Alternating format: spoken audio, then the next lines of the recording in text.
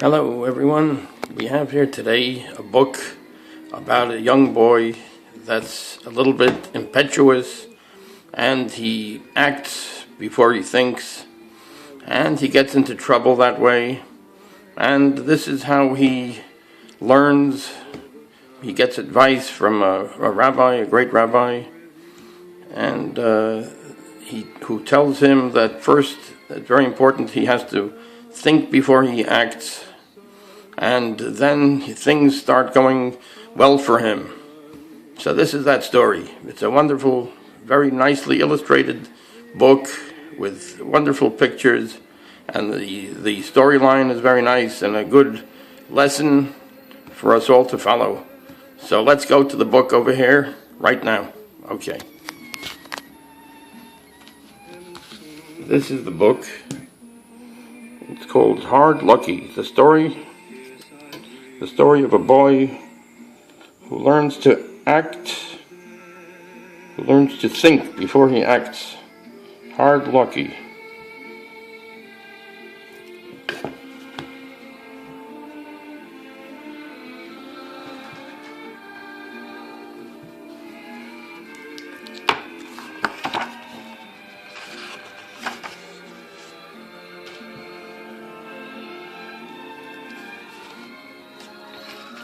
Hard Lucky, the story of a boy who learns to think before he acts.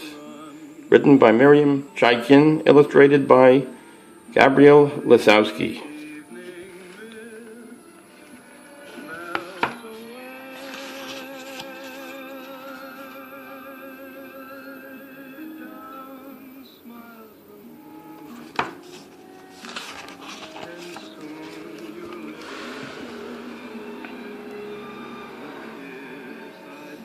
There once was a boy who forgot to pay attention to where he was and what he was doing.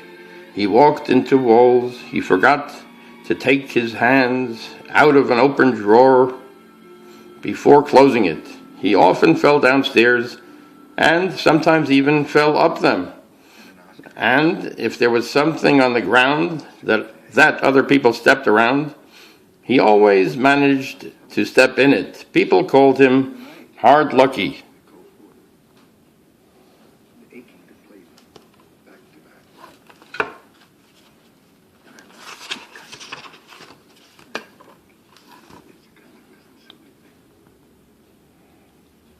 One day, while working for the woodcutter, Hard Lucky left his cart on a hill and went to deliver wood.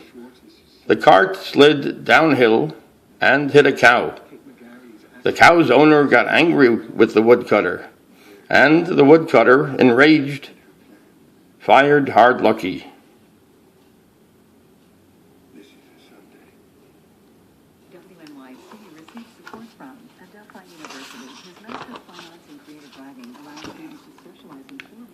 Cursing his bad luck, Hard Lucky went home, took off his shoes, made a fire in the stove, and fell asleep. But a gust of wind blew down the chimney, sending flames dancing into the room and setting Hard Lucky's shoes and chair on fire. Soon Hard Lucky was standing under a starry sky, scratching his head and gazing at the ashes that had once been his home. We have had a bad banking situation. Some of our bankers have shown themselves either incompetent or dishonest. Thank you, FDR. On the week before the New York primary, the Brian Mayer Show presents Break Up the Two Groups of Failed Banks Now, or Not. We'll do a short course on the history of banks behaving badly. Woe is me, Hard Lucky wailed. My hometown is bad luck for me. So he decided to leave. He wrapped some stones in a bundle so he could build a new house in a new town and set out for the river. There were two roads leading to the river. One was for travelers. The other, a shortcut, was very steep and used for goats. Hard Lucky decided to take the shortcut, but slipped and went tumbling down, his bundle bumping along after him all the way to the river. As he rolled down the hill, Hard Lucky became tangled in his coat, so he too looked like a bundle. Teaching there the next few days. I'll also be working on a project with Fred Hirsch, and we're going to do a recording together, so we're meeting a few times to kind of flesh out. At the river, a ship's captain asked a sailor to bring him 2 forgotten bundles lying on the pier. But when the sailor did, the captain stood dumbfounded, watching one bundle uncurl itself and stand up.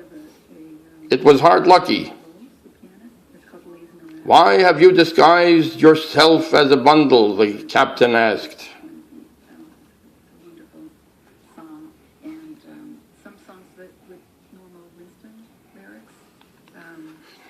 Hard Lucky stammered, trying to explain, but the captain thought he was just a stowaway. "Liar!" the captain cried. He gazed at the other bundle. "Get up, friend of a liar," he cried, giving the bundle a kick. It translates into "fight no more." Better to fight, better to move.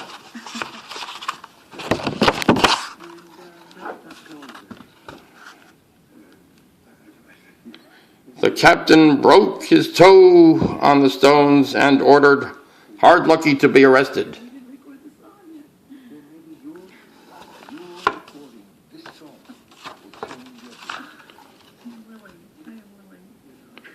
"Woe is me," Hard Lucky moaned, "sitting in the ship's jail." When the ship made a stop, 2 sailors grabbed him and flung him over the side, onto the ground. "Good riddance," they called after him.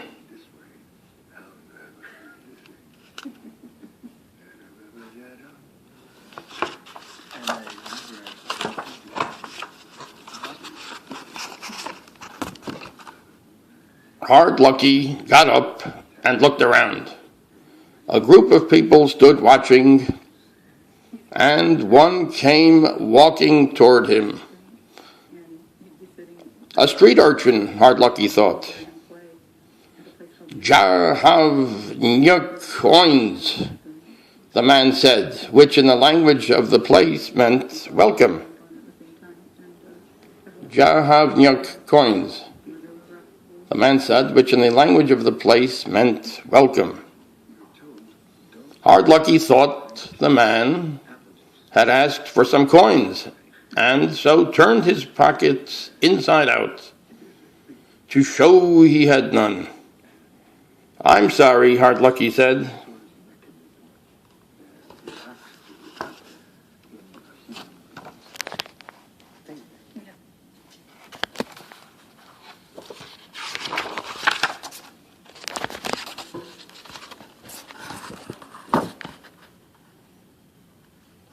Once again, Hard Lucky was thrown into jail, where he learned that in the language of the place, "I'm sorry" meant "I spit on your flag," and that the street urchin was actually an important citizen. Hard Lucky sat in jail, saying nothing and speaking to no one. In the morning, a guard took him to the border and shoved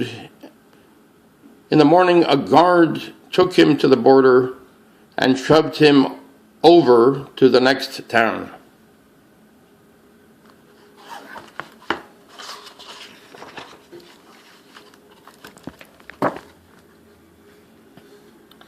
Hard Lucky looked around and saw a sign that read, "Welcome to Kotsk."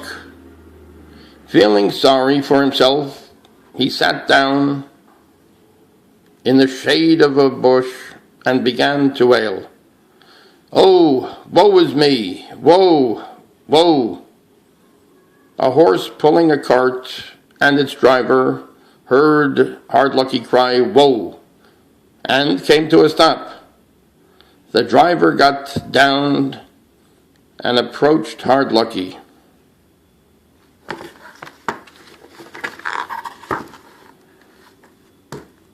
"Why are you so unhappy?" he asked. Hard Lucky looked up. It had been so long since anyone had spoken kindly to him that he began to cry. And through his tears, he told his unlucky story.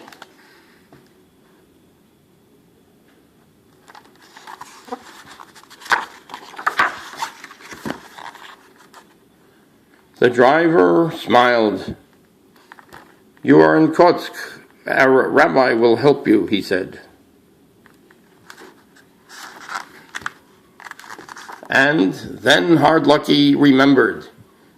He had heard stories about the wise rabbi of Kotsk. The driver pointed and said, "That's the rabbi's house, there on the hill." Hard Lucky climbed the hill, feeling hopeful.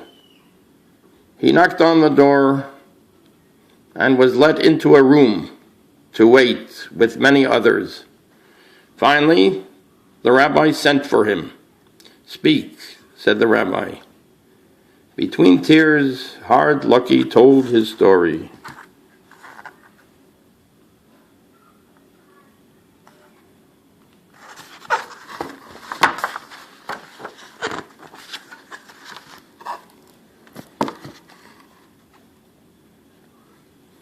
The rabbi smiled. "Now I will speak. Don't answer, just listen. If you had put a stick under the wheel of the cart, would it have rolled downhill?" Hard Lucky began. "I said just listen," the rabbi interrupted. "If you had put your shoes farther from the flames, would they have caught fire? If you had taken the normal road to the river, would you have fallen and been mistaken for a bundle? As for the stones, why carry them from place to place? There are stones everywhere."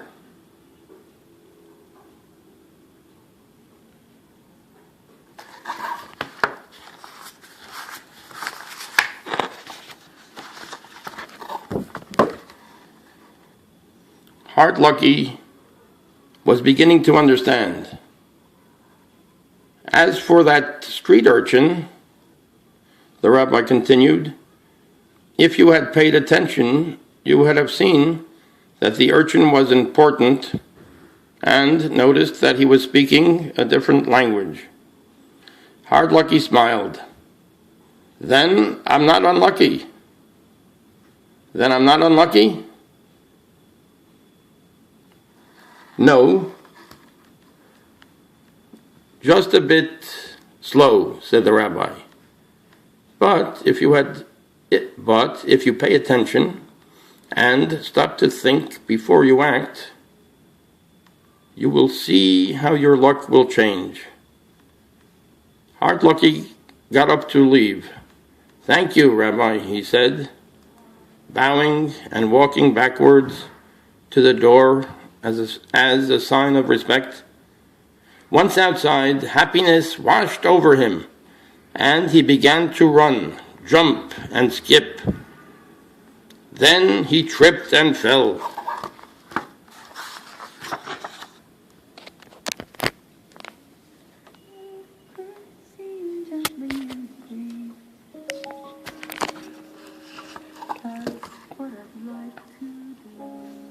As he picked himself up, he saw a sign that read, "Do not run, jump, or skip." "I must start paying attention," he said. Hard Lucky decided to return home. "My town is innocent," he thought. I caused my own bad luck.